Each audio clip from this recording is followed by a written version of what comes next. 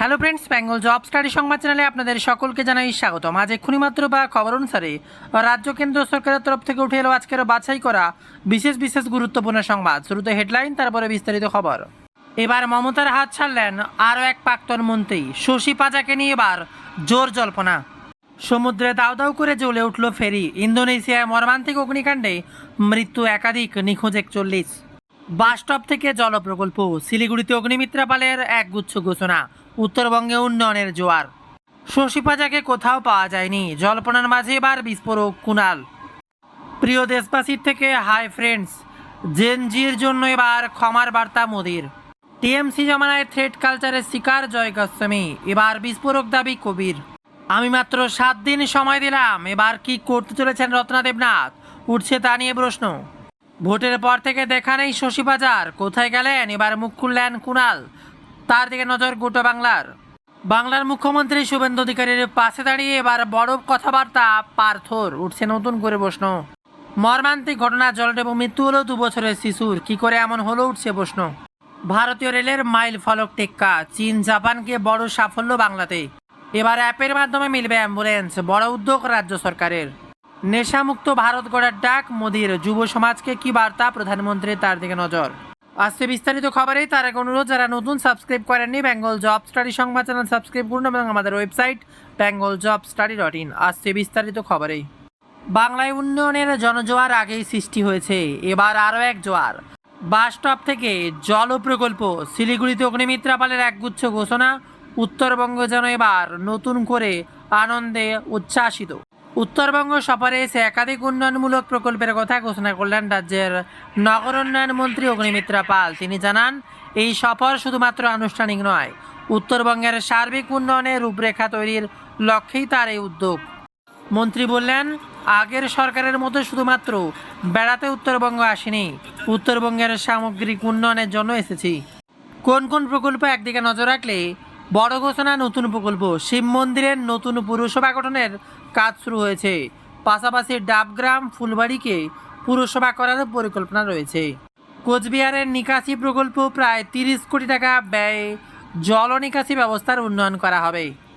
আধুনিক বজ্র ব্যবস্থাপনার পাশাপাশি উন্নত বাসস্টপ তৈরি হবে, সেখানে ডিজিটাল ডিসপ্লেতে বাসের সময়সূচি, মোবাইল চার্জিংয়ের ব্যবস্থা, বসার জায়গা, নবজাতকের পরিচর্যার টেবিল এবং হ্যাঙ্গিং গার্ডেন থাকবে। জল প্রকল্প। জলপাইগুড়ির জল প্রকল্পের আওতায় 5টি গ্রামাঞ্চলের এলাকায় পানীয় জল সরবরাহ করা হবে। মন্দির উন্নয়ন। দুর্গাপুজোর আগেই মদনমোহন ভ্রমারী দেবী জলপেশ মন্দিরের উন্নয়নের কাজ শুরু হবে। মিরিক লেক ও সংলগ্ন এলাকায় সৌন্দর্যায়নের কাজ হবে।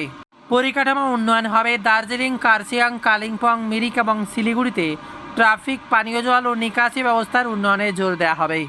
সিঞ্চল লেক প্রকল্প। দার্জিলিংয়ের সিঞ্চল লেকের কাজ শেষের পথে।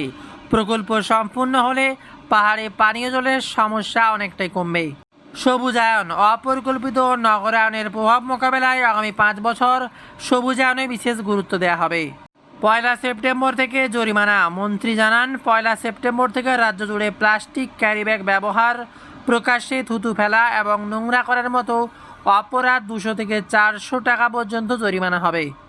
8 মের মধ্যে রাজ্যের প্রতিটি শহরকে আবর্জনা মুক্ত করার লক্ষ্যমাত্রা নেওয়া হয়েছে।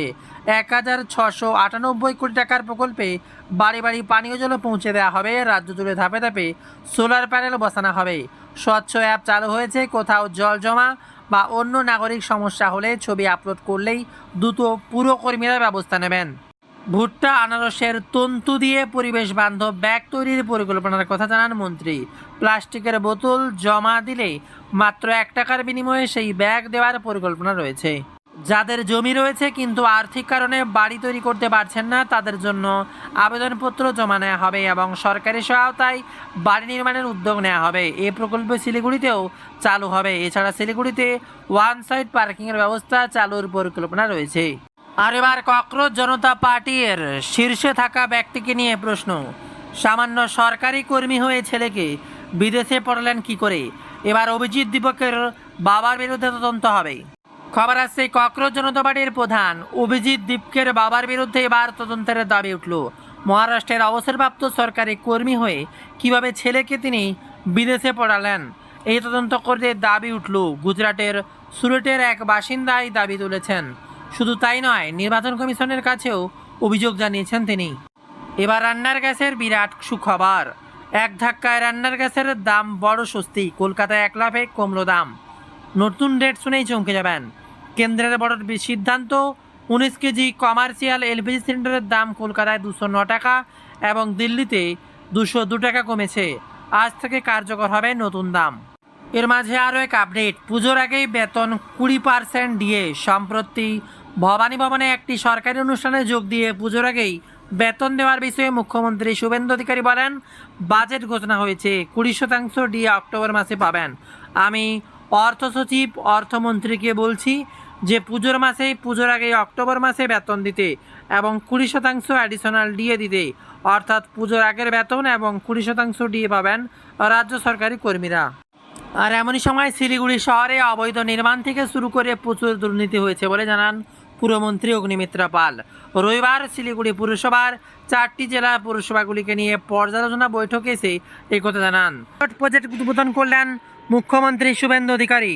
এবার আলিপুর আন্না মিত্র কিচেন থেকে কর্মসূচির সূচনা করলেন মুখ্যমন্ত্রী।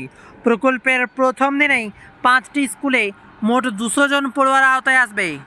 তার সাথে মুখ্যমন্ত্রী শুভেন্দু অধিকারী নিজের হাতে রান্না করলেন এবং যজ্ঞ করেন।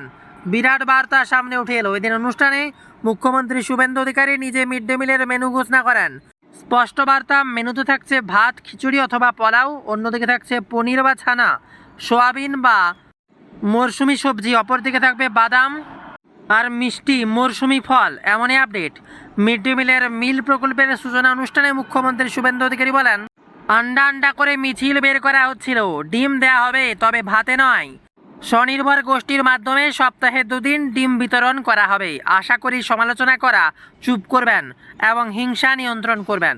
তিনি বলেন, মিড ডে মিলে রাঁধুনিদের নিয়ে মিছিল করা হলেও তিনি কোনো প্রতিক্রিয়া দেননি। তার আশ্বাস, কোনো রাঁধুনি কাজ হারাবেন না, বরং স্কনের রান্না ও খাবার পরিবেশন প্রক্রিয়ায় তাদের যুক্ত করা হবে। তিনি উত্তরপ্রদেশের মুখ্যমন্ত্রী যোগী আদিত্যনাথকে ধন্যবাদ জানিয়ে বলেন, সেখানে অতিরিক্ত হিসেবে দুধ ও ফল দেওয়া হচ্ছে।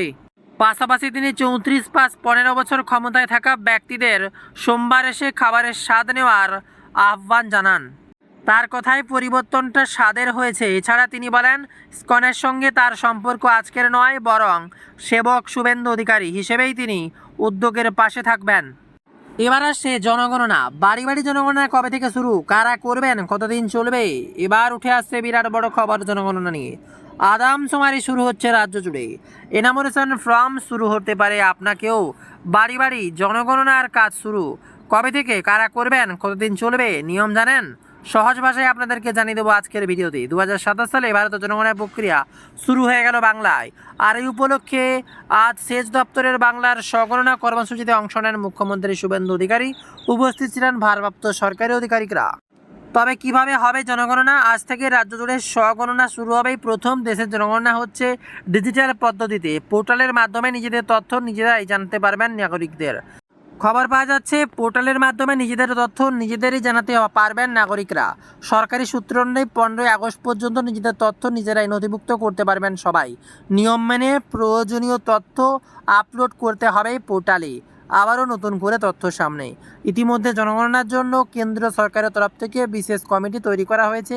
একাধিক দেশের সীমান্ত থাকার কারণে বর্তমান পরিস্থিতিতে পশ্চিমবঙ্গের জন্য জনগণনা অত্যন্ত গুরুত্বপূর্ণ, তাই এক্ষেত্রে বিশেষ সতর্ক পশ্চিমবঙ্গের রাজ্য সরকার। অপরদিকে আবার বক্সিংয়ে 2 সোনা। ভারতের 2 সোনার মেয়ে।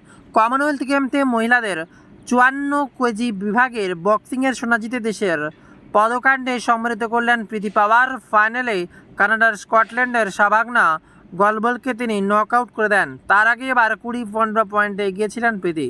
বক্সিংয়ে মহিলাদের 57 কেজি বিভাগে সোনা জিতলেন জাসলিম ল্যাম্বোরিয়া। তিনি এদিন ফাইনালে ডিফেন্ডিং চ্যাম্পিয়ন নর্দার্ন আয়ারল্যান্ডের মাইকেল ওয়ালসকে 5-0 ফলাফলে হারিয়েছেন।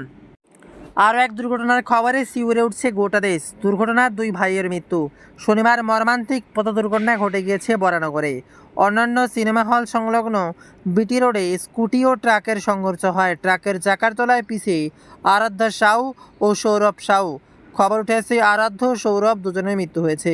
দুই স্কুল পড়ুয়া ভাইয়ের মৃত্যু হয়, আর তাতেই শোক সংবাদ। দুই সন্তানকে স্কুলে পৌঁছে দিতে যাওয়া বাবা অভিষেক সাউ আশঙ্কাজনক অবস্থায় হাসপাতালে ভর্তি। পুলিশ জানিয়েছে, রাস্তার ধারে পড়ে থাকা স্টোনচিপসের পাশ দিয়ে যাওয়ার সময় স্কুটি নিয়ন্ত্রণ হারায়, এমনই জানান। তবে মিড ডে মিল নিয়ে বিরাট বার্তার পরই তোলপাড়, দুটো করে ডিম। শুভেন্দু অধিকারী বিরাট বার্তা, পড়ুয়াদের সঙ্গে বসে খেলেন সিএম শুভেন্দু অধিকারী।